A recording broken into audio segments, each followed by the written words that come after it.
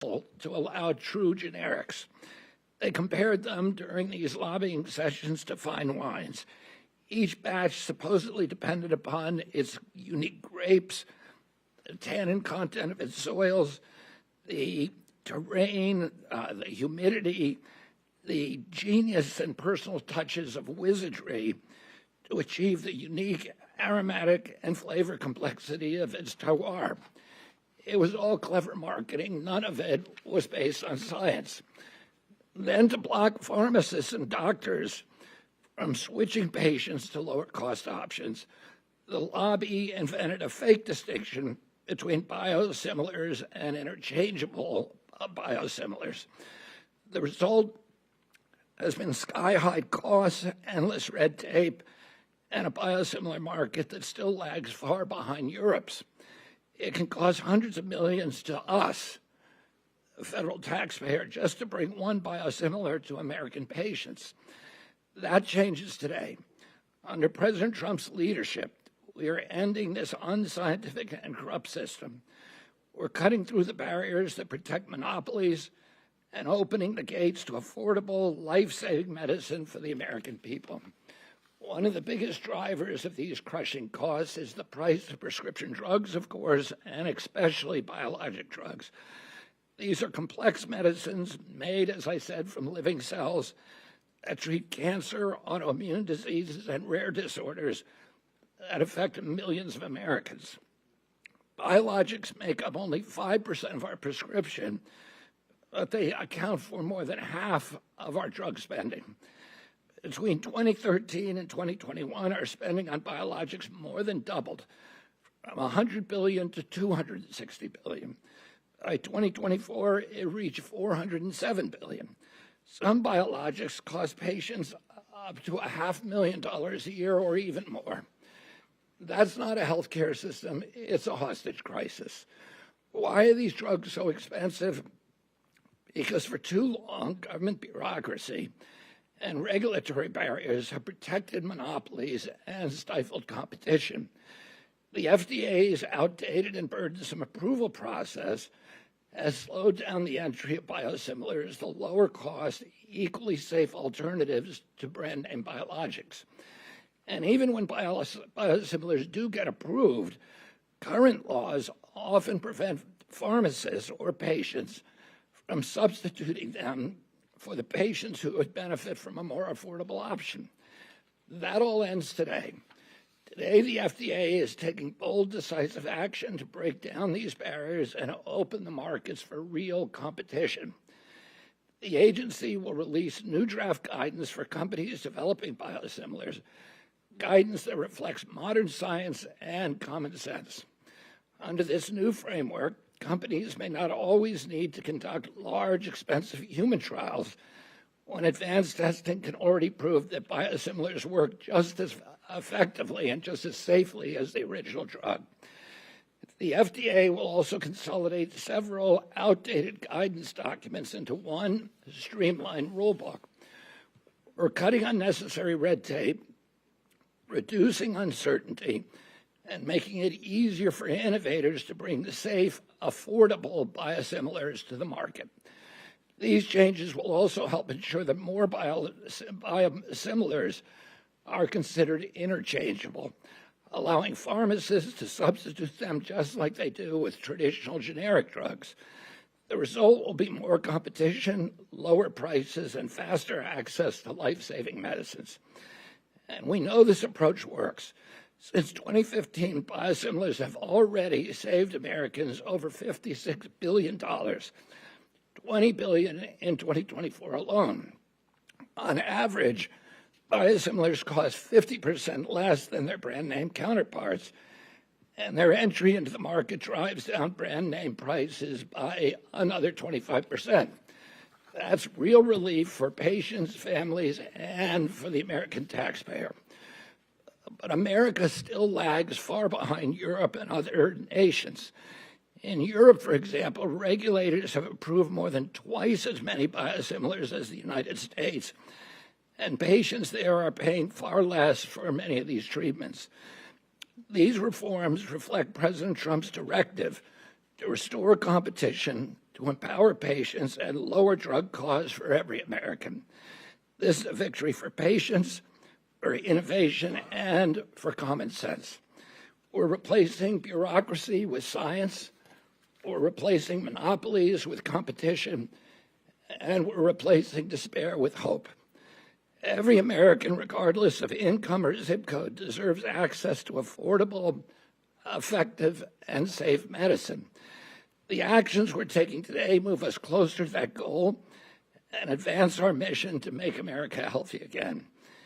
Thank you all very much. And now I'd like to welcome the genius behind this innovation, FDA Commissioner Dr. Marty Makary. You come up to the, there you are, Marty. Thank you. Great, thank you, Mr. Secretary, and thank you for your commitment to lowering drug prices for everyday Americans. We're interested in everyday Americans. There's been a lot of talk about health care costs, a lot of talk about reducing drug prices. But as you've seen from the Oval Office, thanks to the good work of Dr. Mehmet Oz and his team at CMS, you're now seeing medications come down to a price point of pennies on the dollar. Reforms that have been discussed for 35 years but have never translated into action in most favored nation status pricing. I'm happy to contribute with our reform at the FDA to this incredible movement to lower drug prices, not by 1 or 2%, but significantly. If you haven't noticed, healthcare costs have gone way up since the promise of the Affordable Care Act to make the price of health insurance premiums more affordable, lowering them by $2,500. Within 7 years, they went up by $2,500, the opposite direction of the promise. The fastest growing area of healthcare spending in the United States is drug spending. And the fastest area of drug spending increases is with this new class of medicines called biologics. That's because they are derived from cell lines. It's an expensive process to develop biologics. So they are naturally going to cost more. But not 1,000 times more, not 10,000 times more. I've seen biologics work wonders, as Dr. Oz has in the hospital. Our patients, I've seen cancer patients get biologics with results almost visible during the treatment. It's worked wonders, amazing benefits for patients with autoimmune diseases, patients after transplant surgery, patients with all sorts of cancers, rare and common. Biologics are amazing, and the biologic drug makers are not bad guys. They're good guys. We are doing a lot to promote innovation with biologics, streamlining and modernizing the FDA, our new pilot to get decisions out in weeks, reducing animal testing requirements, which reduces R&D time and the time to come to market. But today, we are talking specifically about the price tag on biologics, up to $200,000, almost $250,000 for some. Who's got that kind of money? Now, some people might say, look, I'm not paying for it, my employer's paying for it. Or I'm not paying for it, Medicare pays for it. Well, guess where that money comes from? It comes from the everyday American worker. That comes from their paycheck. The money for these expensive biologics comes from their paycheck deduction for health insurance. It comes, if your employer is paying for part of your health insurance, guess where that money comes from? It comes from a pool of money allocated to wages and benefits. It comes from you, the American worker. When you get a paycheck, there's a deduction for a Medicare excise tax. All of that money is getting routed towards these expensive biologics. And look, we should be paying top dollar for top products.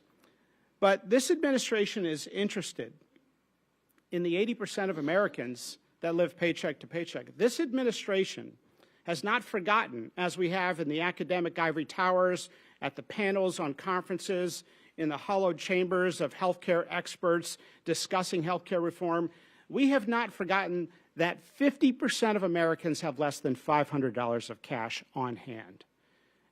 And when you have less than $500 of cash on hand and your car breaks down, or you get a bill, or you have a copay for a biologic, that can be catastrophic. Well, there are low-cost alternatives to these expensive biologics. The good news is there are low-cost alternatives. Unfortunately, there are far fewer on the market than should be because of regulatory red tape hurdles. There's about 76 that the FDA has approved since we started approving biosimilars. Think of biosimilars as the generic version of the expensive biologics. We have 76 that we've approved in 10 years, probably should have been 200 or 300. But there's a series of onerous requirements that the FDA has had, making the process long and expensive for the makers of these biosimilar equivalents. Today, the FDA is issuing draft guidance to eliminate the onerous requirement of comparative studies that have historically been associated with biosimilars and their approval. We don't have these additional requirements for generics. Moving forward, we're not going to have them for biosimilars. This reform will take the 5 to 8 year time frame to bring a biosimilar to market and cut it in half. It will also save companies about $100 million in their development costs. That'll take the cost down from $200 million down to $100 million, or $250 million down to $150 million. I'm giving you real numbers that companies have shared with me on their costs. Lower prices for drug development means lower R&D costs and lower drug prices for everyday Americans. Today, the FDA is also announcing its plans to issue final guidance on interchangeability, something the Secretary just described, eliminating the bureaucratic switching studies that have been required. When a doctor prescribes a branded small molecule, the patient and their pharmacist can have that substituted out for a generic small molecule, but not so with biosimilars. We are taking a strong stand to advance and promote interchangeability. Congress has been talking about this for a long time, but we're taking action. We encourage them to act, but in the meantime, we're not wasting time. When Humira, the powerful biologic which works wonders, came off patent, it took 7 years for a biosimilar to come to market. Why? Because of these burdensome, onerous, bureaucratic red tape requirements in part at the FDA. The fundamental problem in healthcare is that we have non-competitive markets. It's something we don't talk about. It's a sacred cow topic. But the solution is to convert them to competitive markets. We want to see more biosimilars. We want to see more competition, more choices. When the first biosimilar came on the market 7 years after Humira's patent expired, prices really didn't go down. Call it an implied collusion of prices, but it takes typically until 2 or 3 biosimilars come to market to see the prices really drop. That's why we need to reduce the hurdles and get more biosimilars on the market. Right now, we're not doing well. We walked into a mess. Of all the biologics, the expensive biologics that, again, are amazing, that are about to come off patent in the next 10 years, only 10% have a biosimilar in development. It should be 30% or 40% or more. These reforms have tremendous implications for everyone and every stakeholder in healthcare. I want to thank the staff at the FDA. They've been wanting to do this for a long time. People have been talking about it, and we're doing it. The implications are broad. This series of reforms has implications for community pharmacies, PBMs, hospitals, and Medicare and Medicaid. And so because of the enormous implications for Medicare and Medicaid and the billions of dollars in potential savings, I'm now going to introduce the smartest doctor I have ever met, Dr. Mehmet Oz. Mehmet, why don't you come up? Thanks. God bless you. Thanks. We are stuck with the bill. It's going up 9% this year for Medicare, increasing faster than that in Medicaid, and it's increasing about 9% for the commercial insurance. And to address these increasing costs, you have to have brave leadership. Secretary Kennedy, God bless you for always messaging that at every level, and it rubs off on us. And today's a case in point. Marty, you're very kind to call me all the things you've said, but I can say without question, running the FDA requires a brave human being. You've got to be able to withstand tremendous pressures. And I want to congratulate the FDA Commissioner, Marty Makary, because he's been able to push for change that has been waiting for decades to occur. Secretary Kennedy went through these numbers. Just put that 1984 date in your mind. That's when Congress acted and said these things called generics exist. It took a long time to make them 91% of the medications that we currently use, saving billions of dollars to the American taxpayer. But there's a group called, the catchy name, Association of Accessible Medicines. How many of you have heard of that name? I didn't think so. One person put their hand up, too. 1.5 people. Exactly. Compelling. It's a group of states, scientists, doctors, technology people, pharmacists. They gave Marty 3 standing ovations today for announcing what you just heard. That doesn't happen in academic circles. I don't think I've ever gotten a standing ovation 3 times, certainly in one presentation. And it speaks to the stunning impact that this will have on the industry. Of course, I want to thank the President for messaging that he supports rapid change and encouraging us to go out there and make a difference. And this whole of government approach that Secretary Kennedy has been pushing for, which Marty, myself, Jay Bhattacharya runs the NIH, many others in this wonderful agency have been unified around, has allowed us to achieve things in our short stay here that are unimaginable. As Secretary Kennedy said in the Oval Office a week and a half ago, no one thought most favored nation drug pricing would be possible. It turns out not only is it possible, it's probable in the leadership of Chris Klump, John Brooks, and others. There's been remarkable advances in getting pharmaceutical companies who are not bad guys who are involved in innovation and want to make sure we make the life-saving choices out there available, can strive and make that happen, but at an affordable price. And we've asked these companies to stand up, be counted, be patriotic, and give us pricing that allows the American public to not have to choose between groceries and life-saving medications. And pharmaceutical companies have come to the table to help fix a wrong. But they got 2 problems. All of us, in fairness, have 2 problems. The first is access. Study just this year came out from a prestigious group. 1 in 7 Medicare beneficiaries skip their medications. You should never have to choose between medications in this country, abundance. And when you're choosing in a country that believes non-scarcity, but in bountiful ability to do what you want in life, it causes some very expensive complications, which we all still pay for. Readmissions to hospitals, and of course, it can lead to deaths as well. We don't take medications which we believe could save your life. Now, at the same time, we have an access issue. We don't want to compromise innovation. And the President and the Secretary have been loud on this, and Marty has defended the need for innovation in the industry. The FDA has gone through a lot of painstaking work to ensure that they protect against hindering the cutting edge of industry to allow life-saving medications to come to market. But if you've got 20 years on a patent, and let's say 12 years after your biologic is approved, you should be allowed to recoup that money in that period of time. But once that patent's over, insurgents should be allowed to enter the marketplace to appropriately compete. That's what the ecosystem of fairness should represent. That's what's been hindered with this 40-year history of one by one having to break through barriers, with this being one of the largest and perhaps the final major barrier to ensure that what started with the Hatch-Waxman Act can now reach full fruition and allow the intent of Congress to be heard widely, which is generic products and biosimilars, when they are appropriately to be released, because patents have expired, should allow a competition, not a crony capitalism, to run the market. The current system has slowed the ability of insurgents to enter the market, and that stops today under the leadership of Dr. McCary. Now, CMS's job is to pay the bills. We've focused on improving reimbursement models. We've done all kinds of innovative things under Abe Sutton's leadership at CMMI. We're working with the private sector. A good example of that is just on Monday, one of the leading pharmacy benefits management companies, the middleman company of this country, announced after discussions with us that they will voluntarily change their business model. If you didn't see this news, it is big.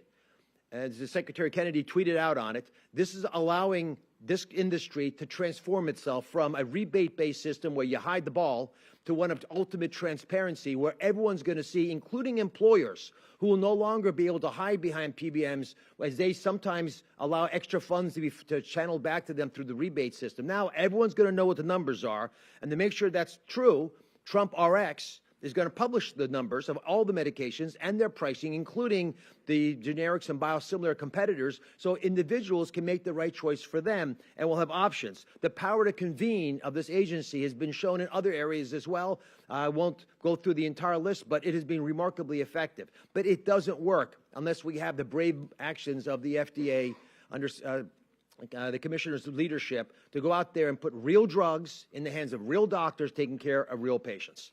The increased transparency is going to make a huge difference, but I have 3 asks.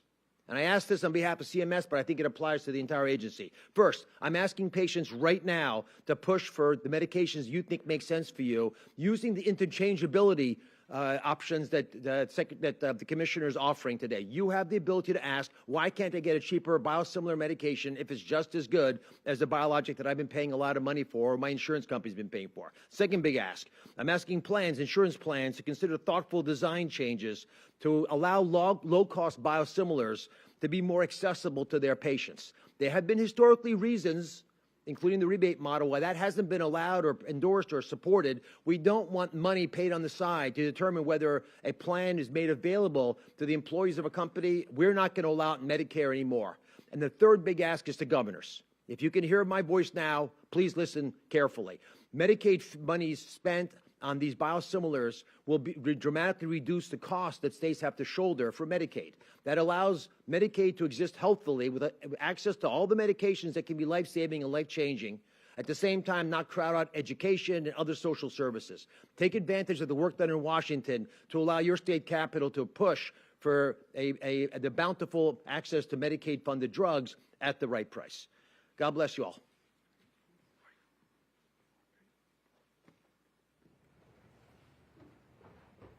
Boss.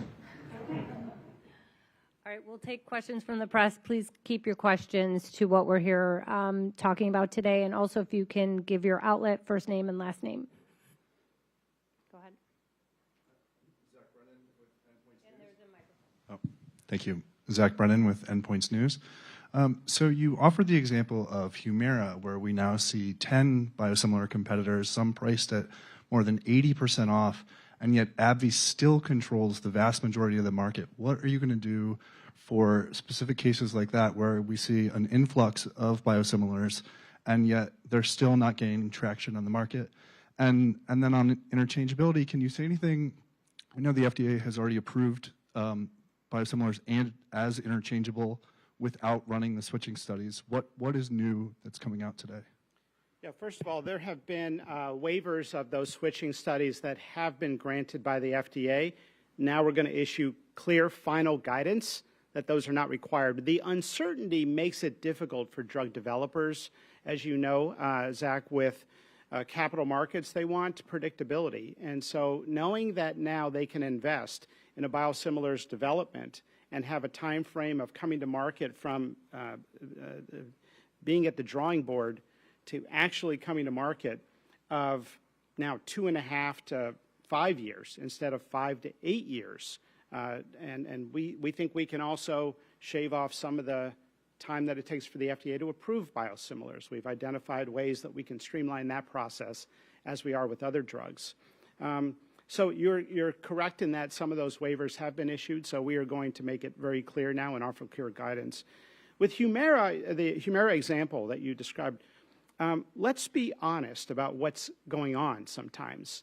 The branded biologic manufacturer is paying the PBM to make sure that biosimilars are not added to that formulary. We're calling for increased transparency.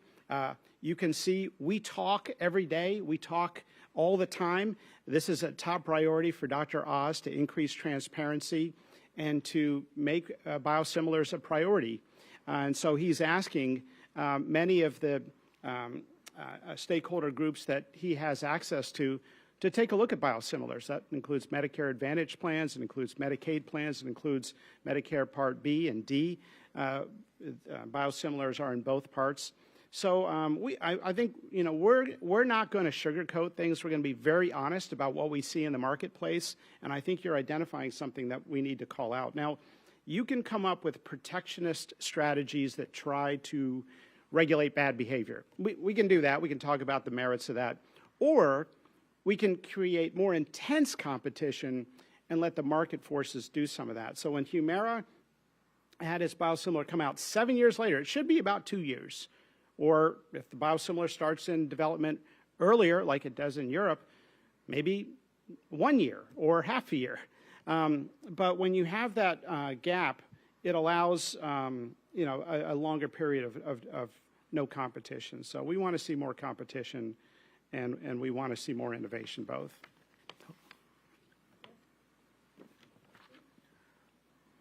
Hi, Emily Kopp with the Daily Caller. This is for Dr. McCary.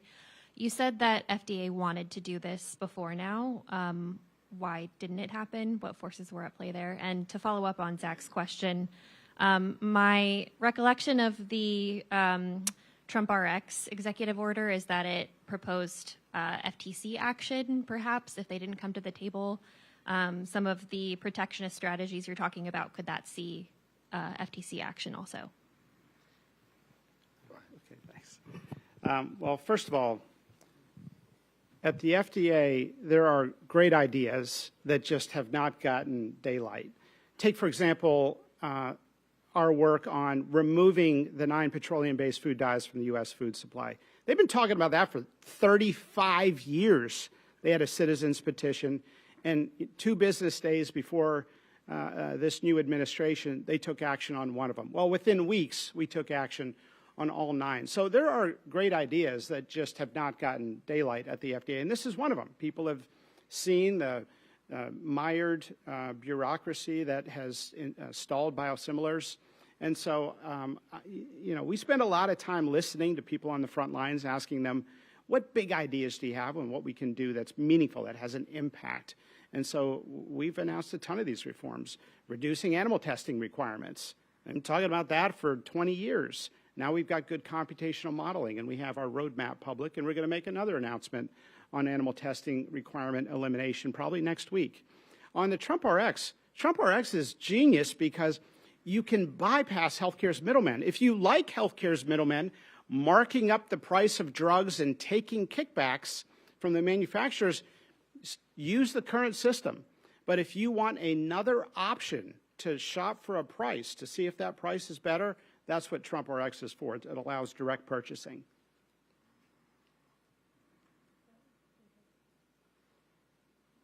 Thanks. David Lim with Politico. I wanted to, you mentioned that this final guidance is coming soon. Can you put a timeline on that? And then secondly, I wanted to ask about the role of Congress. Interchangeability obviously is in statute. Could you talk about whether you think that this move requires them to take any action to prevent litigation risk from biopharmaceutical companies? First, on the final guidance, I would say 3 to 6 months. On the interchangeability, it's very complicated because we have the opportunity at the FDA to designate a biosimilar as interchangeable. We're saying basically we think all biosimilars should be interchangeable. And then states have their own rules on whether or not patients need to be consented or not for substitution. So we're planting a flag saying we want interchangeability, we promote it, we encourage it, and I would love it if Congress solidified this in law, but we're not going to wait for them. Thank you.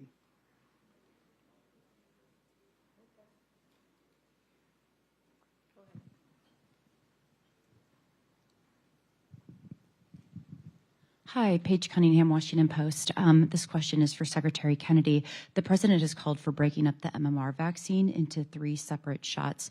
I'm wondering, are you going to be... Speak up a little, please. Yeah, the president has asked to break up the MMR vaccine into 3 separate shots. Is that something you're going to direct ACIP to consider or take action on? We're looking at the feasibility of that now. Can you say anything more on that? Hi, Daniel Payne with STAT.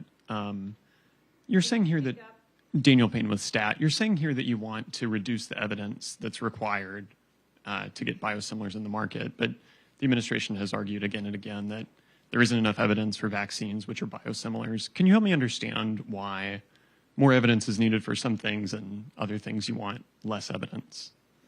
So can you just repeat that? You said can you speak up a little? Of course. In this announcement, you're saying that in biosimilars, you want to reduce the evidence needed for them to come to market.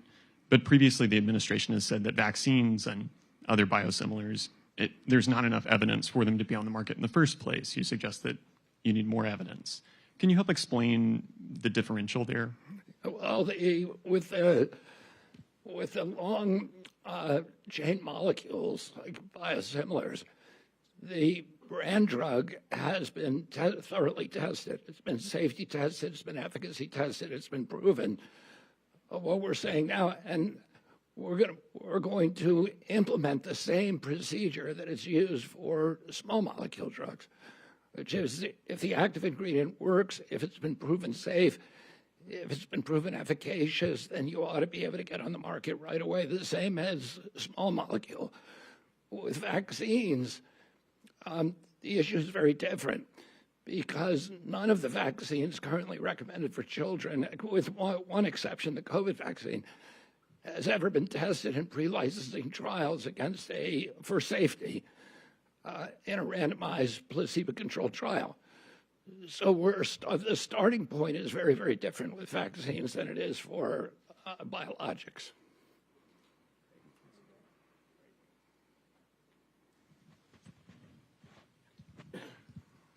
Thank you very much. Arthur Jones II with ABC News. Can you just talk about, Secretary Kennedy, the amount or the significance this announcement will have on struggling American families, as you mentioned at the top of this? And secondly, I've spoken to a number of Republican senators, actually, about the linkage between pregnant mothers using Tylenol and this risk of autism or other health disorders in unborn children. And one prominent senator told me that the evidence there is weak and there's no relationship. Can you respond to that? For Tylenol? For Tylenol. Okay, on your first question, I mean, there's a good example that we worked on recently. We recently put together an agreement in South Carolina and now some other states, the private insurers and for Medicaid and Medicare to pay for sickle cell anemia treatment. The cost of that treatment is $1 million. It cures sickle cell anemia, but it's $1 million. If we could get a brand name drug, I mean, if we can get a generic drug, a biosimilar that does the exact same thing for a fraction of the cost, we can make that treatment available in every state. It is right now. It is barely economic for the insurance companies because they think that maybe the treatment, the long-term treatment of somebody with sickle cell anemia, is going to cost more than that $1 million. But it's right on the borderline. So if we could cut that in half, it would be a no-brainer for every single state to adopt it. With Tylenol, we've all said from the beginning that the causative association between Tylenol given in pregnancy and the perinatal periods is not sufficient to say it definitely caused autism, but it is very suggestive. And it's suggestive in animal studies and core blood studies and observational studies from nation to nation. And so there should be a cautious approach to it. And that's why our message to patients, to mothers, to people who are pregnant, and to the mothers of young children is consult your physician. And we have asked physicians to minimize the use to when it's absolutely necessary.